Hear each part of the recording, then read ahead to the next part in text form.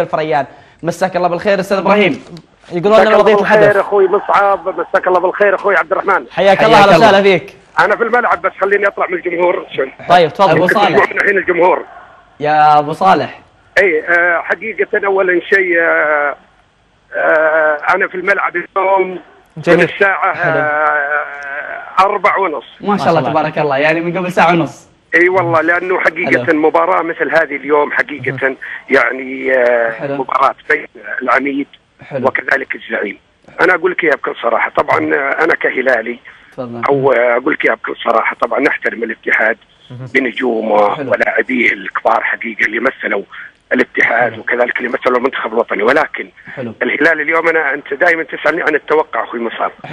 انا اقول لك اياها بصراحه اليوم بمشيئه الله انها ان شاء الله هلاليه ثنائيه او ثلاثيه، مع احترامنا طبعا صفر لرجال والله يمكن 2-1 يعني 3-1 يعني معقوله.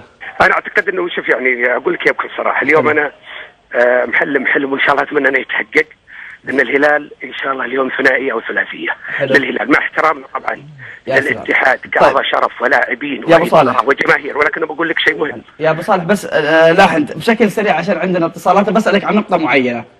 تفضل. بما انك الان برضيه الملعب، الجماهير تشوف حضور جماهيري كبير؟ اي طبعا في جمهور طبعا الهلال وجمهور الاتحاد، ولكن الهلال اكثر.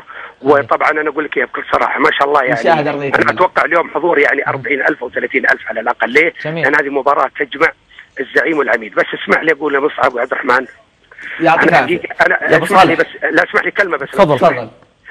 طبعا شوف انا اقول لك بكل صراحه، انا دائما اتذكر الناس اللي سعوا للقناه وطوروها، ولكن لن انسى الدكتور عادل عصام الدين اللي هو حقيقه مدرسه اعلاميه كبيره نعتز بها، وانا اشكركم واتمنى لكم ان شاء الله التوفيق. شكرا لك يا ابو صالح.